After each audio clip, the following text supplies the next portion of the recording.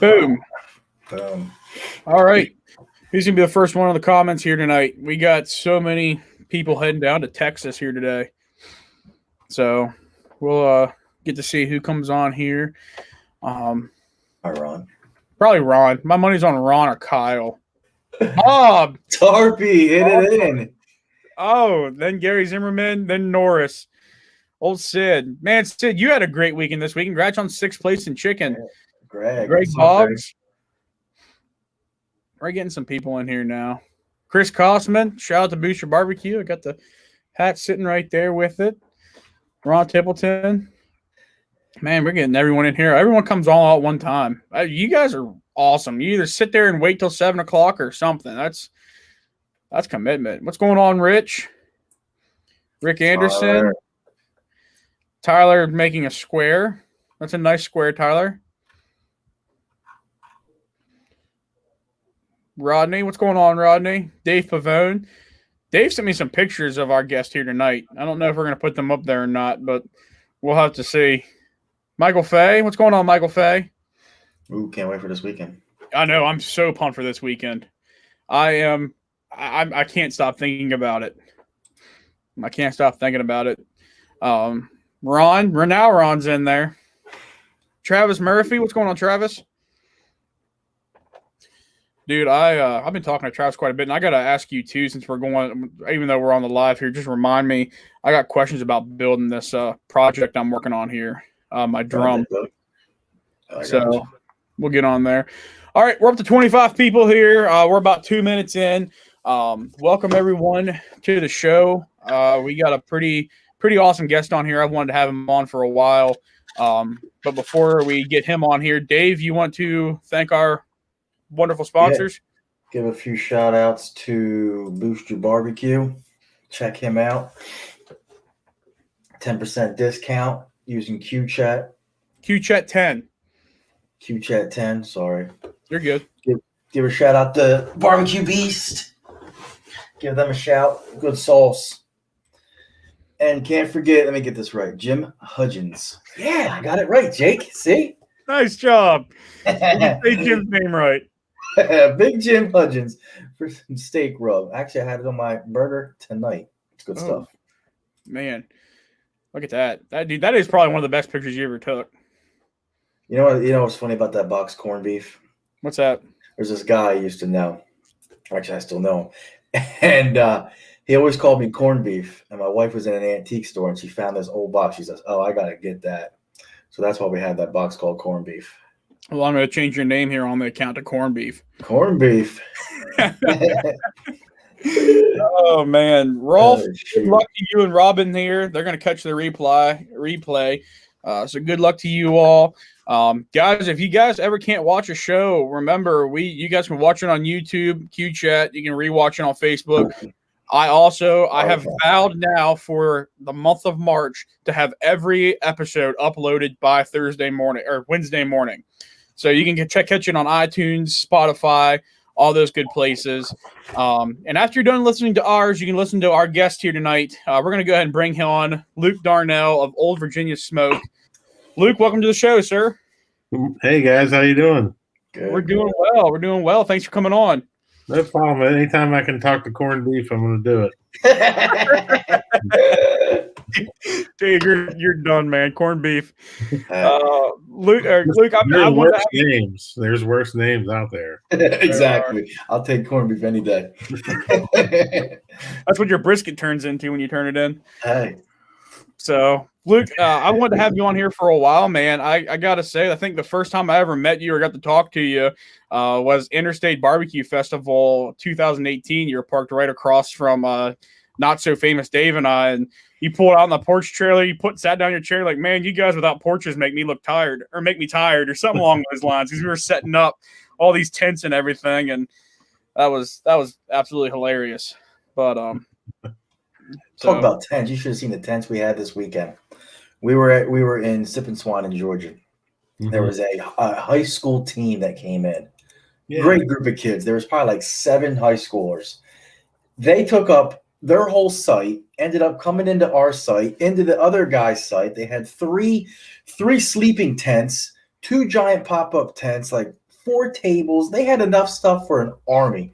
It was crazy.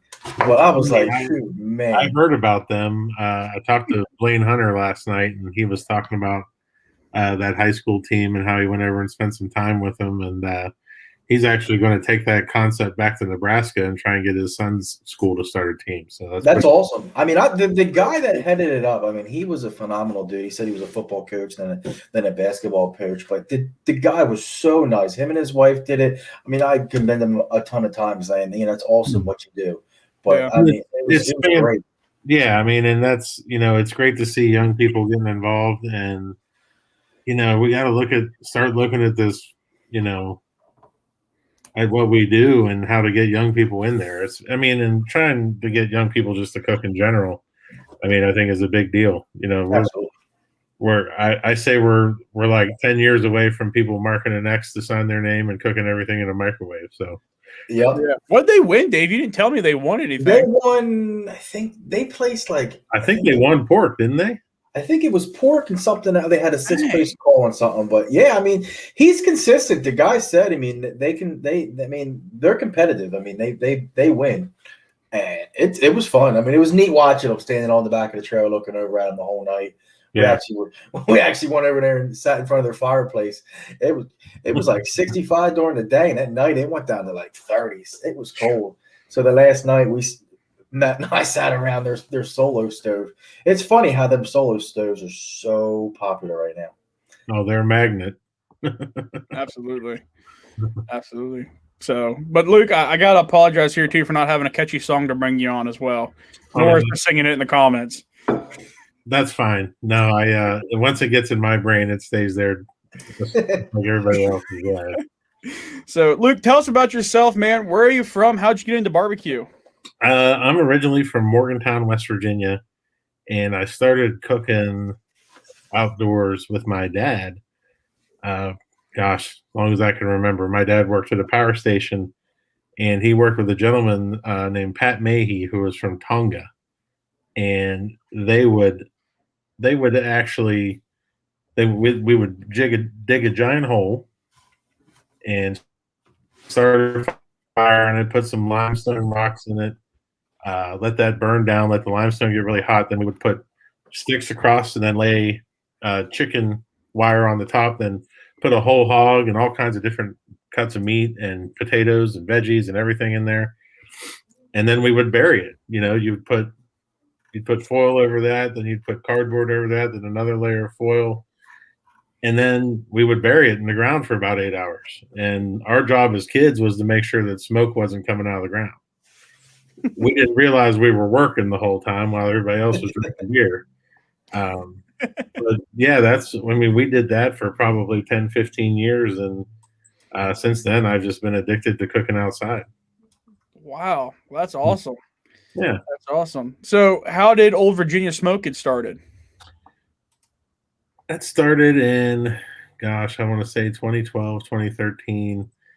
I had been a part of another team beforehand where I was basically the dishwasher. And I didn't really have any input into the cooking processes, and our team wasn't very good. And we did it for 2 years, like 3 competitions a year. And I think we got 1 call the whole time. And the last competition, I remember it vividly, was in the Panhandle of West Virginia, and it was raining. And we cooked again and finished in the bottom third of every category. And I just went back to the cook site, and I looked at the guy and I was like, "Hey, man, I'm out. Like, I can't do this anymore. It's I'm not built this way to keep doing the same thing over and over again and not getting a better result." So I came home and I was like, "Well, that was fun." And then a couple months later, my wife Kim and best friend Leanne came up to me and they said, "We really want you to keep doing this, and we want to do it with you. So we want you to start our own team." And that's what we did. That's how Old Virginia Smoke got started. Wow. Nice. Wow. And you guys started in 2012. In 2013, you were Rookie of the Year. Is that? Yeah. We decided to do it in the winter of 2012, and then 2013 was our first season. and we won Mabba Rookie of the Year that year. We said we were going to cook 3 contests. We ended up cooking 7. And, from there, it was all downhill. Wow. What'd you start cooking on? Oh, gosh. Not a pit in the ground, was it? No, it was when I joined that earlier team, the guy asked me if I had any smokers, and I found this shady deal on Craigslist for a Weber Smoky Mountain for like $300 brand new, and I was like, that somebody stole it off a truck, but I went and got it. And I actually had to go interview to be on the team. And the guy was like, you know, what do you have to cook on? I was like, well, come outside and I'll show you. And he goes, wow, that's the best smoker we have. And and he had to interview you. Holy cow! Yeah. So, hey, what's up, Michael?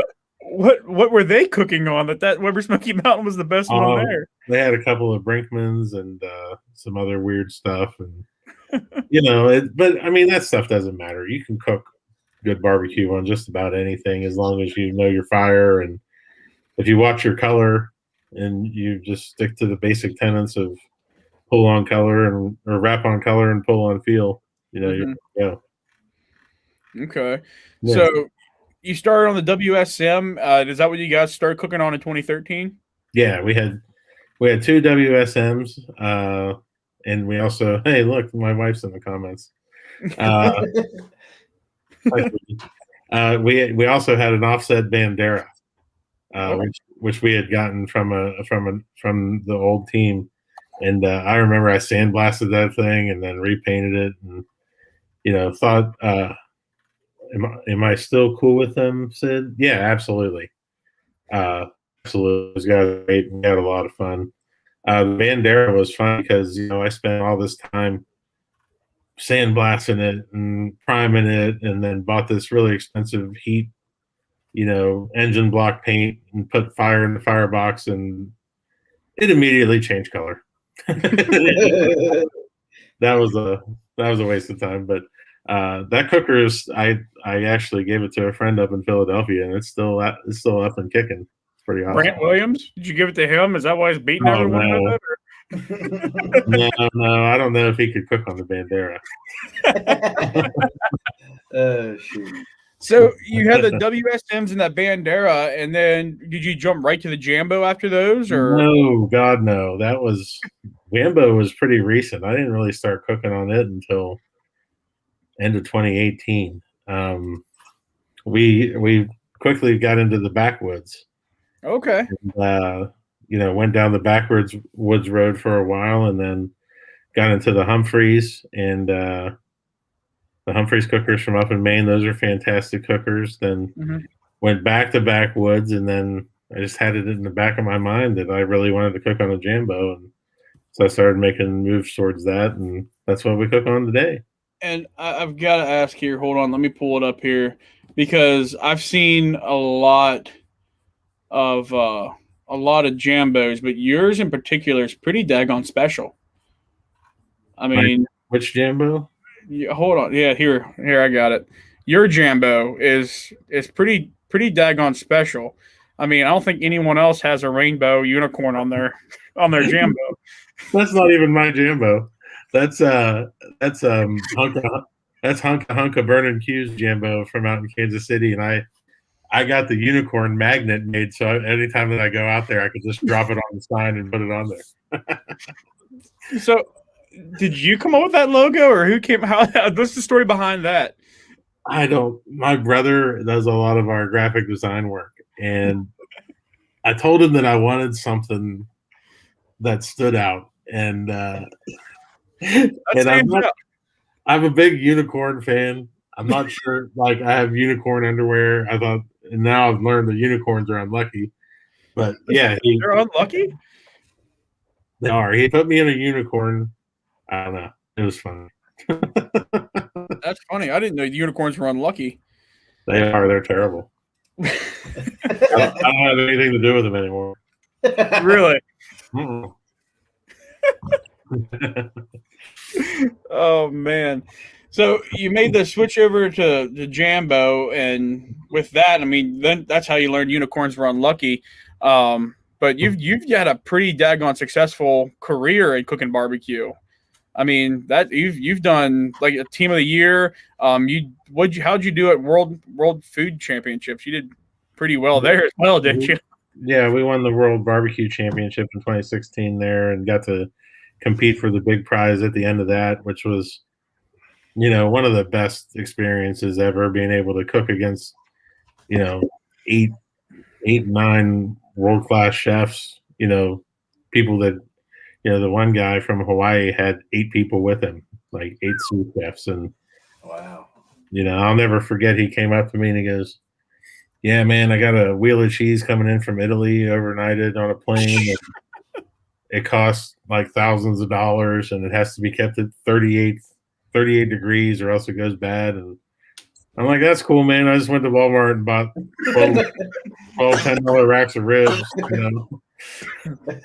Hope 1 or 2 of them turn out pretty fun." That's funny. Yeah, it's pretty cool. It was a lot of fun, and I learned a lot. No, all those guys are still really good friends. That was a great learning experience. Hold on a sec, Dave. Go ahead and ask a question, dude. I'm going to die coughing. That's what I'm saying. Holy cow. So in all your years, what would you say your favorite meat is? Favorite category? Oh, gosh. I mean, it's easy to say chicken just because, we were 2017 Chicken Team of the Year. But chicken has always been a love-hate relationship, and I couldn't cook it. And I hated cooking it, and I couldn't learn it until I went and took Donnie Bray's class, Warren County Pork Choppers, and just specifically to learn how to cook chicken. And I remember eating his chicken, and I went and gave him a hug after class. He said it's the only time anyone's ever hugged him in class. And we still do that basic same program today. And but I mean, for me, it's brisket. I that's why I started cooking outside and cooking barbecue. I love brisket, and it's just a lot of fun to cook. Each brisket's different, and once you get that down, there's not very much you can't cook. Brisket's really hard to do, and I'd like to see a lot more people start cooking brisket. It's great. I love me some brisket. Me too. Whew. Yeah, brisket is definitely my favorite meat to cook. My favorite. So, but so you've gotten a lot involved. You've cooked all over the country, and you've gotten pretty heavily involved with the National Barbecue League. You've even been on a couple other videos and all. Talk to us a little bit about that. It's a lot of fun. We got invited to do that, and I want to say it was 2018. We traveled a pretty good amount around the different parts of the country, and cooked against those guys. And that's really when I started Jambo cooking. It's just, I like going on, and Kim and I both like to go out and see different parts of the country, and we love cooking in different. And before COVID, we were going to go to Europe and cook and do some stuff over there. And it's just having that experience and meeting all those guys and becoming great friends with a lot of them. It's been rewarding in a lot of different ways, but that's one of the things I think that transcends the actual barbecue part, is that creating friends for life, and people that'll do anything for you. Mm-hmm. And that's what the National Barbecue League was, and going and cooking in the Big 12 tournament out in Kansas City. That's always been a blast. There's not going to be anything this year, which is pretty sad. And but I get it. Last year, right when COVID hit, me and Joe Pierce were standing there handing out pork samples to people, going, "Well, should we really be doing this?" I don't know if this is a good idea, but we did it anyway, and but it's just it's been a lot of fun to do that and to stay involved with it, and we're probably going to have some more videos coming out soon with them. So sweet, it's awesome. Yeah. I love what they're doing with going live during turn-ins, and I'd really like to see you on there. I'd like to see your chicken recipe and how they follow along with everyone. We'll see what happens with that. We might have an opportunities here in the next couple months to do that. So That's awesome. So, how cooked all across the country? This is the question I had. Have you noticed any, like, do you change your flavor profiles at all for where you're cooking across the country? Have you noticed that, different than Mid-Atlantic out west and all? There's subtle differences. You just have to be cognizant of where you are and what's going on. It's hey Mark, what's up, dude? Mark Suarez saying I do the live vids for the tournaments. It's funny because people say, you go south, you do more vinegar based, you go north, you get up into Bill Gillespie land, Bill says he doesn't keep maple syrup in his trailer, and I'm like, no, you probably have a tank of it underneath and just but we change very little. It's really a tenderness contest when it comes down to it, and that's what just got to make sure that the meat's right. And so we don't really mess with our flavors too much. Okay, that's pretty doggone. Yeah, that's good to know, because Dave and I, we'd love to get out and do different things and travel around, get outside the Mid-Atlantic a little bit. Dave got to do that this weekend in Georgia, so that's pretty cool. So Travis said you have a class coming up, or was he? Yes. You talking about some? No, we're doing a chicken and ribs class up at Lancaster Barbecue Supply on May 1st, geared towards backyard teams. We're going to do just like we would our KCBS tell-all class. We're going to do a chicken and ribs tell-all class, and really try and change that learning curve for people, and try and part of this is barbecue's been very great to us, and it's afforded us a lot of opportunities and a lot of great things, and any way that we can give back. I mean, I know we're charging for it, but you kind of have to, but I think giving back that language, or giving back something and helping to teach, and I think that's what's great about the BBQ League too, providing that kind of insight and information and access and getting people involved. No, there's still seats available, dude. You guys can sign up. I think you can find the flyer on the Old Virginia Facebook page, and oh,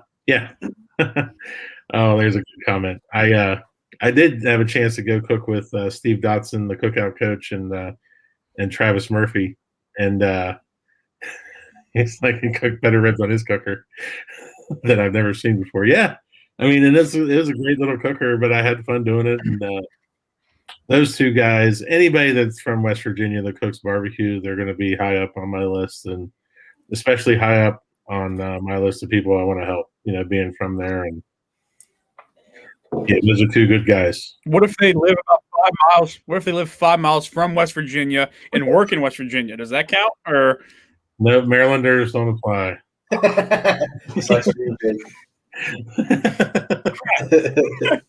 right, I guess I'll take the class then. Ugly flag. I mean, there's all kinds of things wrong with Maryland. I know. I don't claim it. I'm just. But so one of the things here, you've got guitars back behind you, and you posted a picture of you rocking out the other day.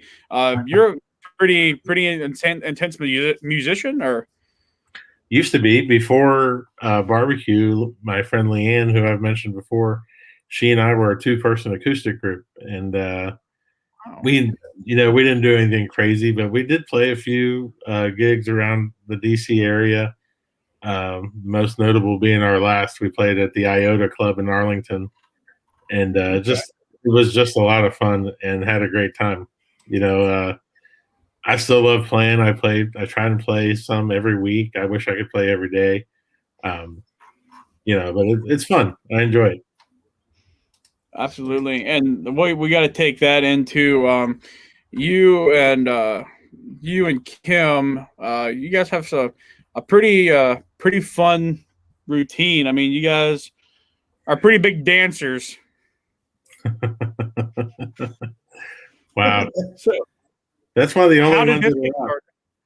What's that? That's one of the only ones that stayed up. So Facebook has a policy when you do stuff like this that you're using copyrighted music, so they usually take it down. Wow. But I think this one is the one where we had so in order to combat the Facebook music police, we had our own song made. Here, hold on. I'll find it. I'll get this pulled up here. That's funny. Hold on. I don't know. They can't take this down because it's ours. Yeah. How did I get that up here? I got it up here where I can share it. There it is. Allow Chrome tab. Where am I on? I'm on this. There we go. Because everyone's got to hear this song too. If you guys have not heard the OVS song. Yeah, you probably got to get into it a little bit. There were some technical difficulties that day.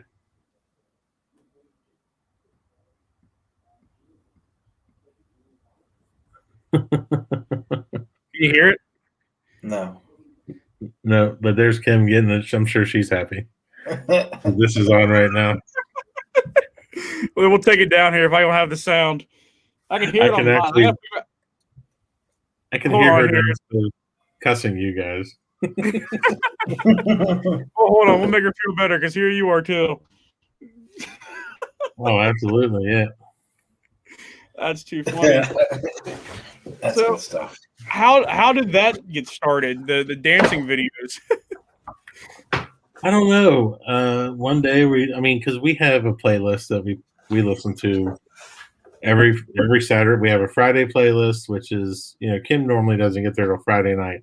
So my Friday playlist is really it's the Beatles, it's Led Zeppelin, the rap music that Kim doesn't like, just all the stuff that she really doesn't like that I want to listen to, and it just keeps me mellow while I'm doing my prep. The Saturday playlist is sacred in that to get a song on the Saturday playlist, it has to be 100% in by both of us. If it's not, then the song doesn't make it. So one day, I forget how it came up, and I was like, let's go live and just dance in the trailer. And and people think that we practice and have these routines, and we don't. I mean, that's just something that we've always done together. We've always had a fun time dancing, and we just decided to do it. And who knows? Maybe there's a new song in the works. I don't know. Maybe that's one of the cool things. I got to talk about your podcast for a second, where you one of your questions is about music to all of your guests. I mean, you have Bill Gillespie on, you have Tim Shear on, you have Brad Leiniger, and you ask all those guys about their music. And there's one thing I never thought about was the music for barbecue. And here I am, I do have songs that I play every single time. I mean, every time chicken turns, I play "Congratulations" by Post Malone every single time. It's never worked for me, but that's one of the cool things about your podcast that people should go check out, because you ask questions like that. It's just you never think about, and then you realize I do have habits or something like that I got to do. Yeah, we actually went as far as now we have the Saturday playlist, but now we have a chicken playlist, a pork playlist, a rib playlist, and a brisket playlist. Yeah, Kim just put on there "Juicy" by Notorious B.I.G. That has to be heard during chicken, or else, look at her for chicken. You're right, honey.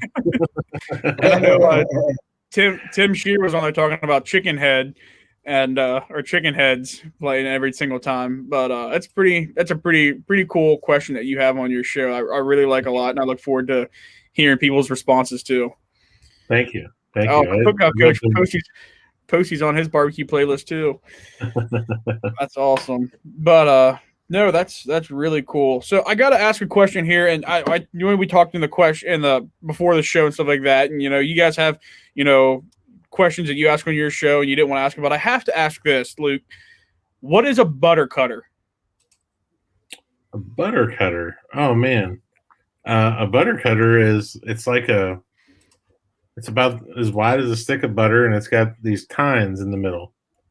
And you can cut your butter into pats if you put it down with the butter laying down on the table, or if you stand it up, you can cut it into long strips. And it just saves you from taking a knife and running it through butter, and God, that's such a pain in the ass.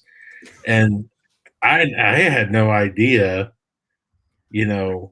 what this was. And then we were cooking in Wisconsin, I think, and Darren came and got in the trailer, and I was cutting butter, and he goes, "What are you doing?" And I was like, "What are you talking about?" And he goes, "God, you're so dumb." And he walked away, and he came back, and he threw the butter cutter at me, and I'm like, "What is this? I don't even." And he comes over, he's like, "Jesus, now I got to show you how to use it." So he slices the butter, and I'm like, "This is fantastic," and it's fantastic. We keep one in the house, we keep one in the J3, we keep one in the trailer, and we keep one in the travel kit. I mean, we have them everywhere. I don't ever want to be without it. I have one, but it doesn't cut long ways though. It just cuts in pats. No, turn the butter the upside, stand it on its end, and then run it down through. Nah, mine look here. This is what mine looks like.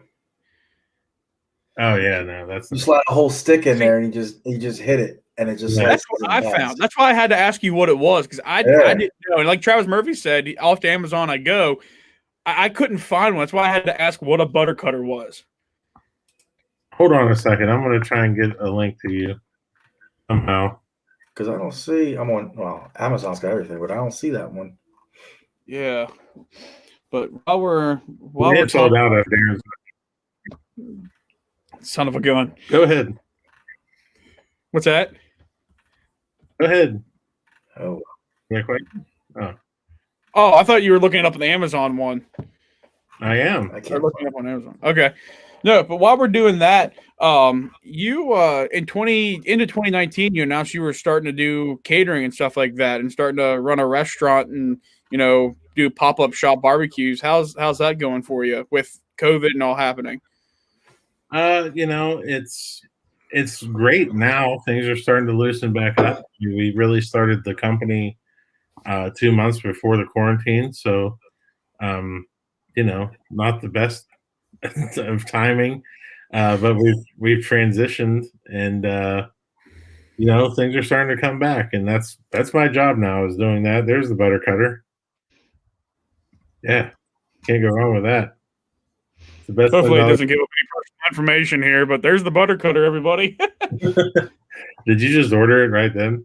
Yeah. I've been looking for one, to be honest with you, man. I need to know what they were, and I know everyone's going to go after them now. And I didn't want to ask that question, but I had to ask you what a butter cutter was. And I probably shouldn't have done it live, but I just needed to know. But no, I appreciate that. I've been curious about what exactly they were, but no, I mean that's why I had to ask, man. I mean that's an extremely unfortunate thing to have happen. Is you announce you're going to start a restaurant, and you quit your job, and all of a sudden COVID hits. I mean, did you all make it through well? Like how's everything? Yeah. We transitioned from doing bigger events to doing meals for families in the neighborhood and people around our area. And, just had to pivot.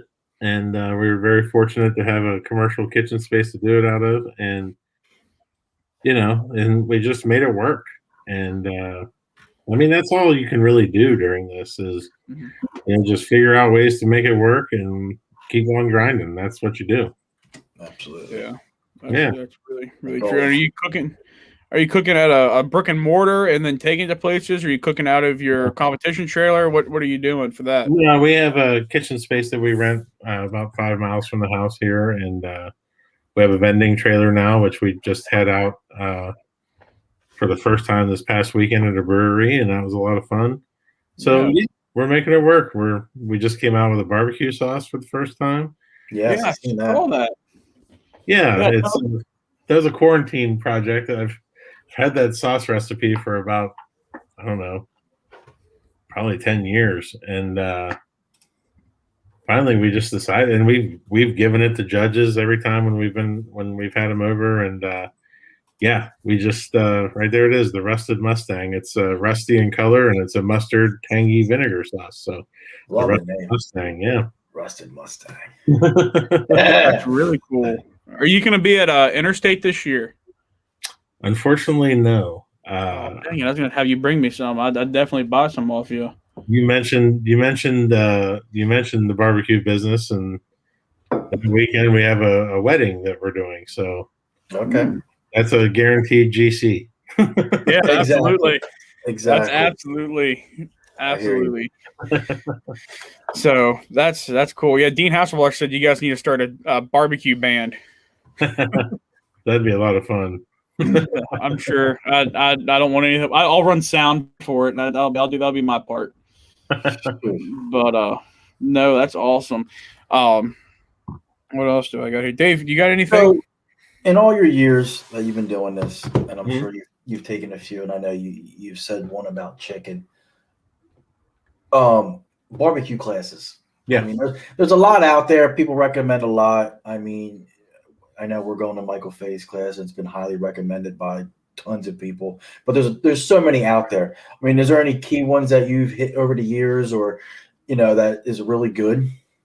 I've tried. It's been slow the past couple of years, but I try to take a class every year. Okay. Just because I really think that you can pick up something from any class. Mm-hmm. Even the worst classes that I've had, I've learned one or two things that made it worth going. And you need to go into it thinking that, especially when you've taken so many classes and you get to a certain level. You're just looking for those two or three things that give you even more of an advantage. And you got to pay attention. You have to watch what guys are doing, because sometimes they'll do something, they won't say it. I'm guilty of that in my own classes. I'll do something and people are like, "What did you just do right there?" Like, you need to talk about that. Like, it's just something that you think is second nature, But it's there's great classes for everybody. My recommendation is always if you're going to take your first or second class, try and take a class on what you're cooking on, because that's where you need to start building your foundation of knowledge. Mm-hmm. Too many times I think people get stuck, they're cooking on a lang, and then they go take a drum class, and then they try and put that program to work on the lang. It's not going to work, because it's a different kind of cooking. Absolutely. Now I think people are way too obsessed with rubs and sauces, and I hate the term flavor profile. Oh God, it drives me crazy. Because don't have flavor profile. It's cooked in barbecue.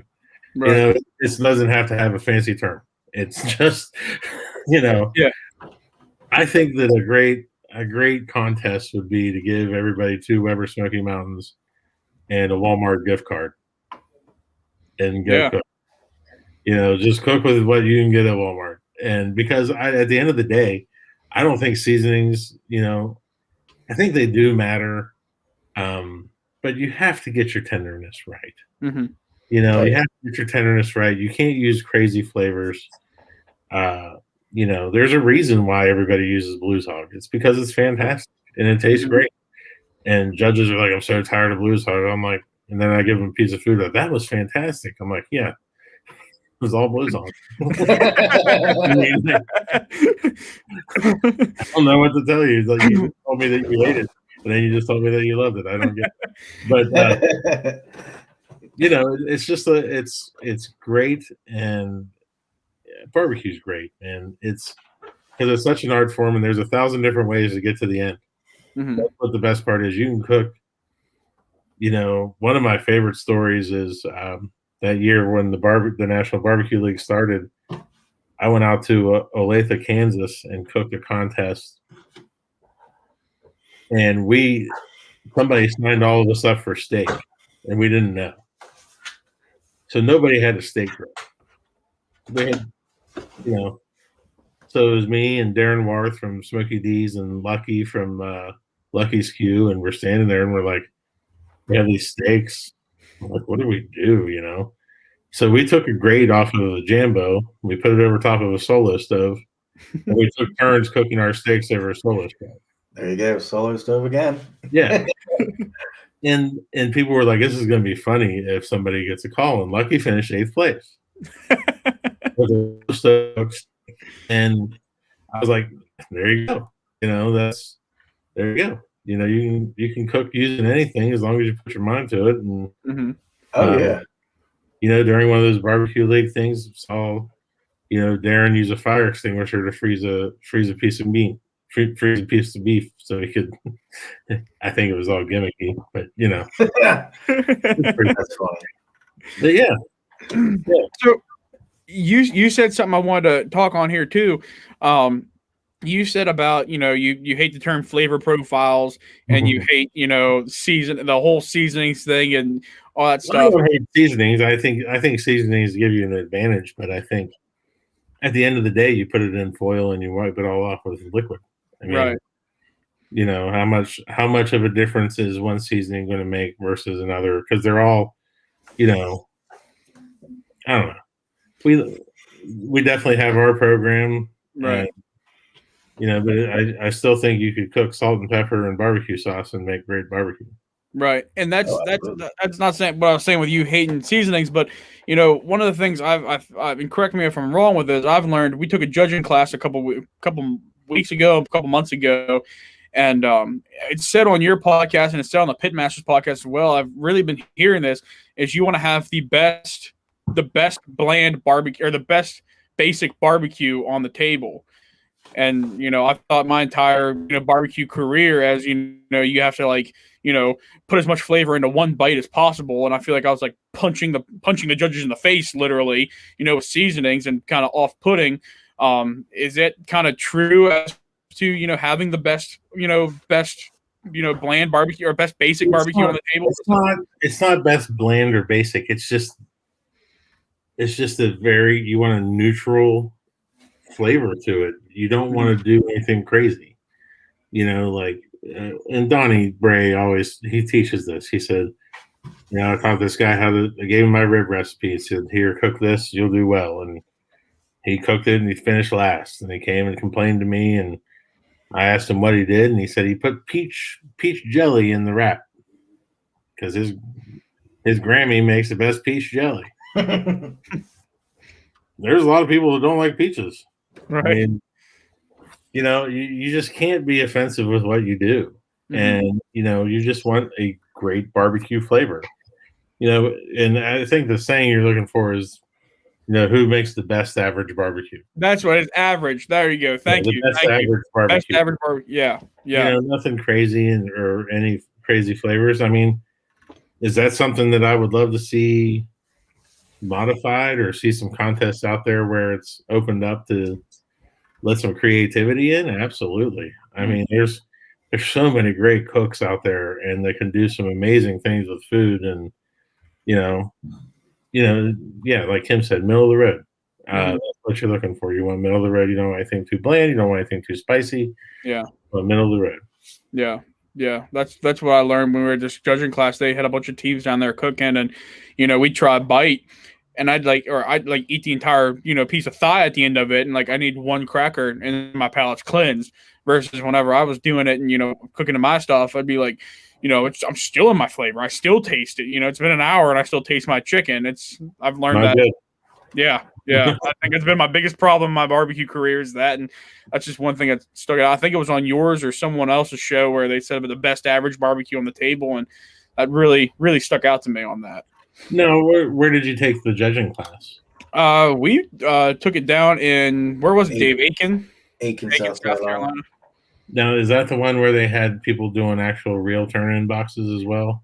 Well, they had 3 teams down there turning in boxes, but you could hear them in the other room slapping them all differently together. Like we had 3 thighs, 3 legs, and you judged on the meat that was in there, or you had 6 slices of brisket and 3 burnt ends. And they're trying to throw us all for inconsistency. Yeah, cabbage, all that stuff. I mean, if I had to have one critique of KCBS, it's that judge training. I remember the first thing we did was, and I would say this to any cook that's going to get ready to jump into KCBS, is you have to go take the judging class. You got to get an understanding of what and I say this kind of tongue in cheek, what they're looking for, but the food that you're going to get at a judging class most of the time is not food that you're going to get at a barbecue contest. Yeah. You know, they're given a certain amount of money to go and get stuff to cook for 40. Mm-hmm. And I remember at our judging class, a really good friend of mine now, Rock's Money Pit, Rock Mumaw. He was the guy cooking the judging class. And, you know, I had been on a team for 3 years. And we're in there, and these boxes are coming through. And I'm like, this is garbage. Mm-hmm. Like, you know, what is this? You know, like, and the guy would ask, oh, who gives this a 9? And half the class would raise their hand. And I'm just sitting there. And I was at the bottom every time. Like, that's a 4.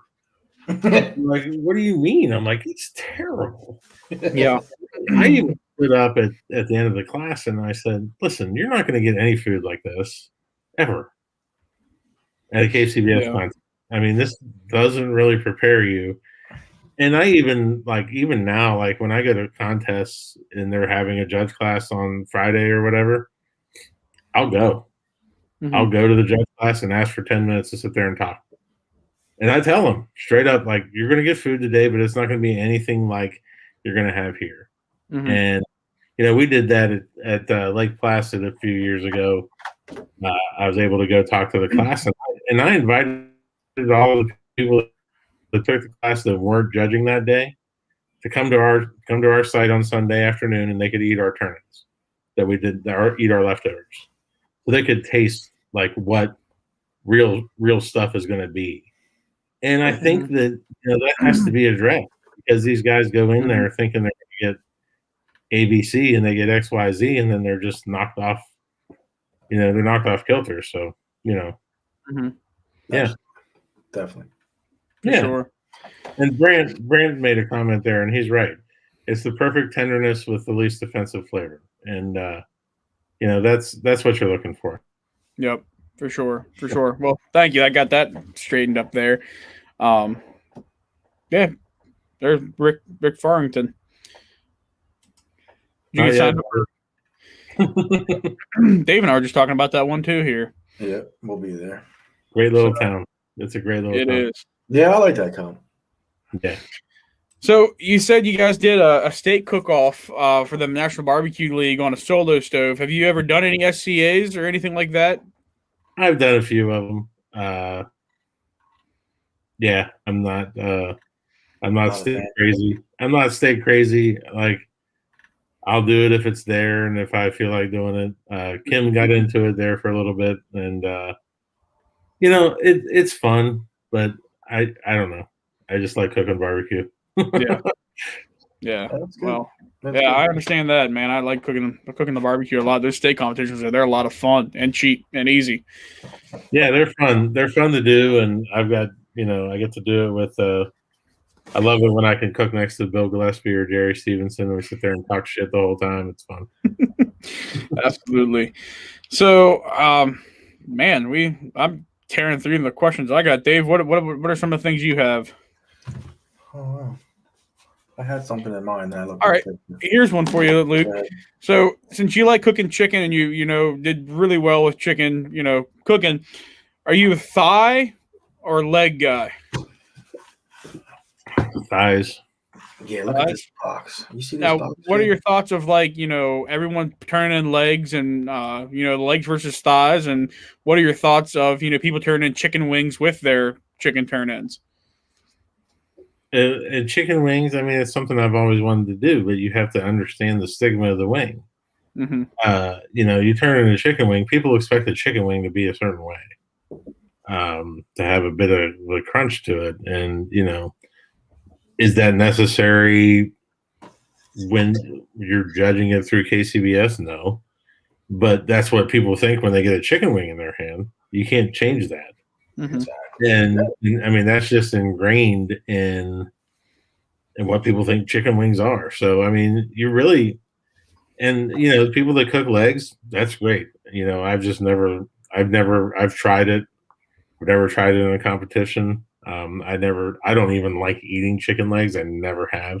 And it's just not something that I eat. And, you know, thighs have always served us well, so that's what I'll kind of stick with. It looks like cookout coach asked, do I like the single meat rib contest? Love them. I think they're great, and I think they're great on Friday nights, and I know I'll make steak people mad with that, but yeah, I'd much rather cook ribs on a Friday night than a steak. I think it's fun. I think it's fun cooking against, and we have this whole delineation of backyard and, professional, and the only difference is how much you pay to get in and what you cook. There's no difference between the cooks, and it's fun cooking ribs and, playing around with it. Last year we did that triple contest in New Jersey, which was the worst idea ever. And then they did 2 rib contests the nights before. So it was funny. I was doing pretty decent in ribs, and I was like, wow, I only had 4 scores, and I was like, I'm going to get 5 rib scores this weekend. This is crazy. People were like, that's not fair. And I'm like, well, it's happening. Yeah. Definitely take advantage of that. What's this Luke versus Jerry Battle Royale winner take all in Wise, Virginia SCA? So they did an SCA. It was the last time we were there. And Jerry, so we cook on the street in Wise, Virginia. It's a tiny little town, probably one of our favorite contests in the world. And we created a wrestling ring in the middle of the street, and we put all the grills right there in the middle.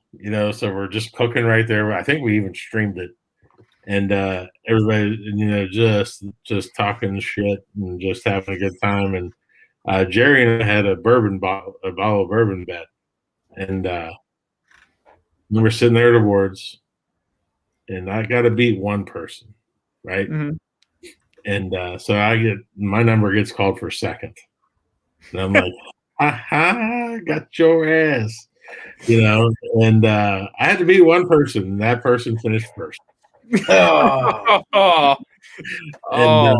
Oh my God, I fell over laughing so hard. I was like, I had to beat one guy, and that's the one guy I didn't beat. And that was a great time. And I was actually thinking about that today because I'm not signed up for steak at Barbecue Gives Back, but I was thinking about that, and I know Jerry will be right there near me, and I'm like, I might sign up. There you go. So, well, we got a few more minutes here. I want one more question that Dave used to ask quite a bit. Who's your barbecue role model? Oh, gosh. That's a tough one.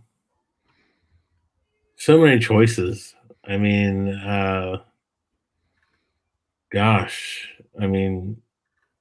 depends on what you're talking about. If you're talking about pure focus and pure competitiveness, there's definitely Darren.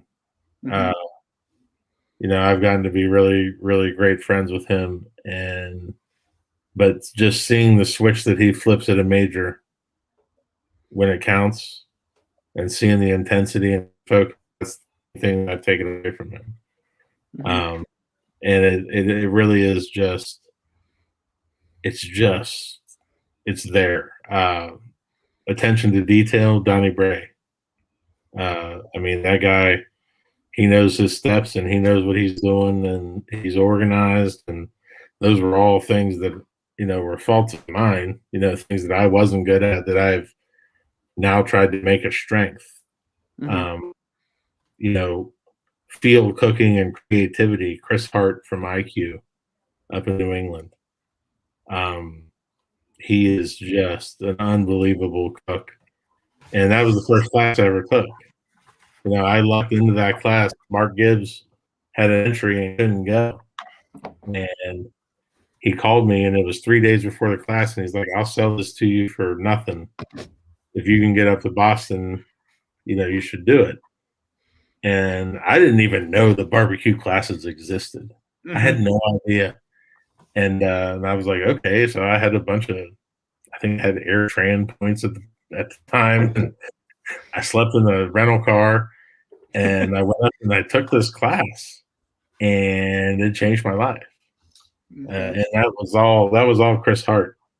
But I think when you talk there's different things and different role models, all those things, but the one thing that is common with all those is that everybody has a good time.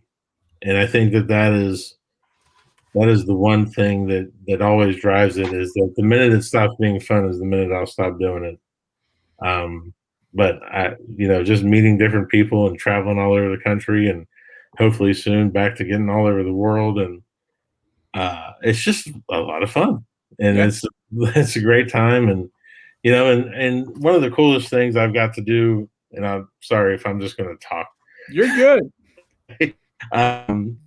My sister-in-law recently got a new job, and she's running a couple of governor's schools here in Virginia, which is the really smart kids. And she asked me to come and talk about what it is to be a barbecue pitmaster.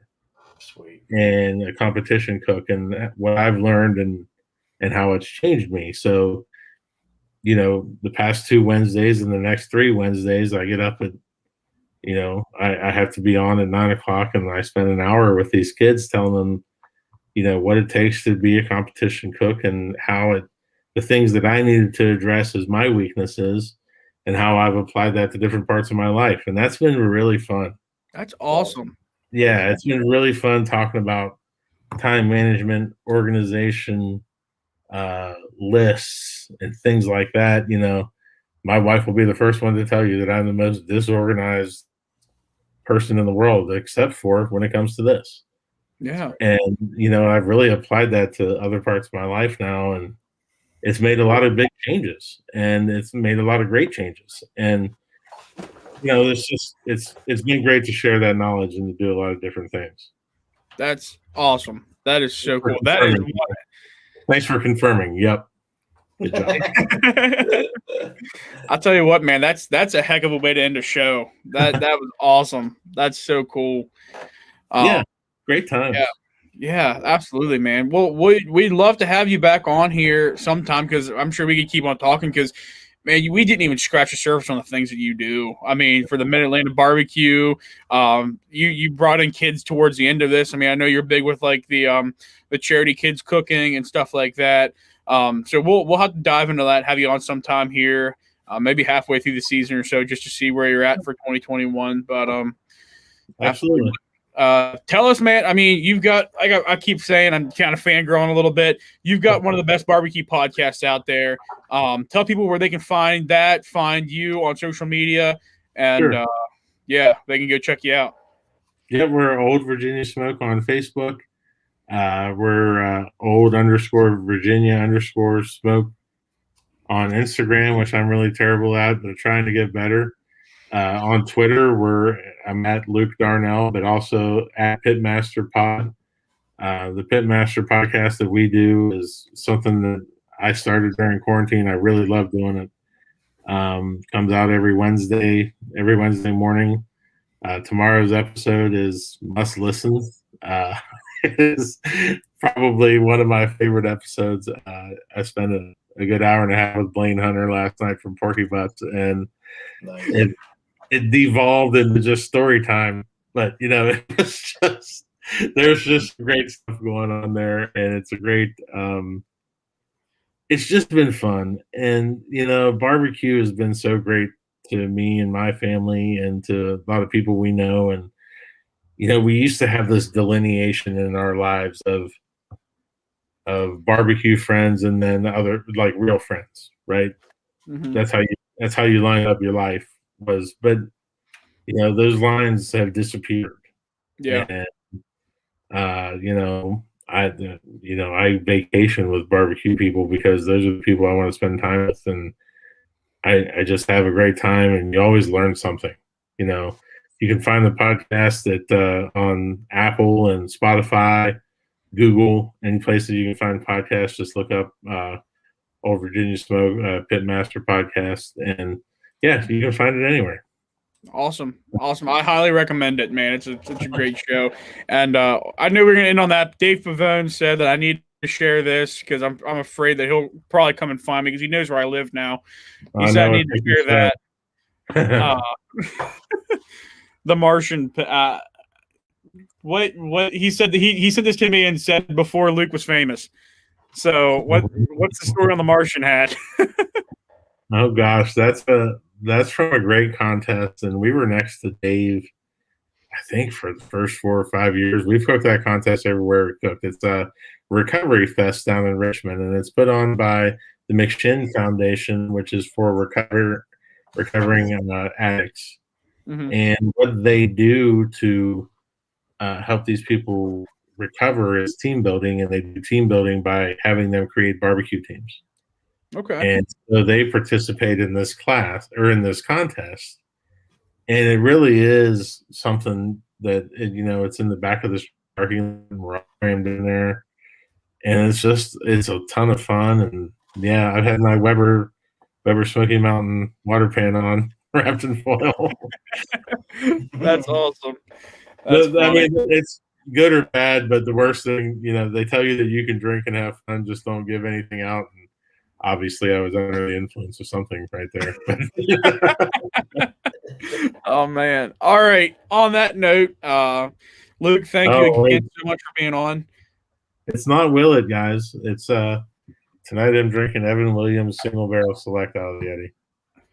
They were asking questions about what I was drinking, so it's all good. It's all good. It's all good. So, all right, Luke. Well, thank you so much for being on, sir. We appreciate it, and we look forward to seeing you out on the competition road here in 2021. No problem, man. Great. Thanks for having me on. Absolutely. All right, Dave. I don't have much to say after that. Well, that's awesome. I want to give a shout out tonight. Okay. Check out Discovery or Discovery Plus. I'm not really sure. Hold on. Let's bring it back on here. Yes. Luke, we forgot to mention one of those important things on your show last week. Right. That's coming on at 9:00 tonight in an hour. Yes. Matt Griner and Brian Corbett, Southern Q, are cooking on Moonshiner Smoke Ring. Yes. And they're two of the nicest guys you'll ever meet. Had them on my podcast last week. And yeah, man, I can't. You guys asked me if I had a time limit, and like 9:00 was my time limit. Absolutely. And we're going to do a follow-up episode with them in terms of, I'm going to take notes tonight. We're going to dive into Eastern Carolina whole hog. So good deal. Awesome. Yeah. I'm glad you brought me back in because I was sitting there going, wait a minute. Yeah. No, that's how I wanted to wrap it up there. I completely forgot about it, man. But, 9:00 Discovery. We'll see Matt Griner. He was Dave's brother, as I call him. And and he was on Luke's podcast last week. So, all right, I guess we'll wrap it up there. We'll see everyone next week. I think we're going to try to get someone on there for next week. Then don't forget, we got 270 Smokers, and then Mr. Myron Mixon comes to Q Chat March 30th. So, I guess we'll see everyone here next week.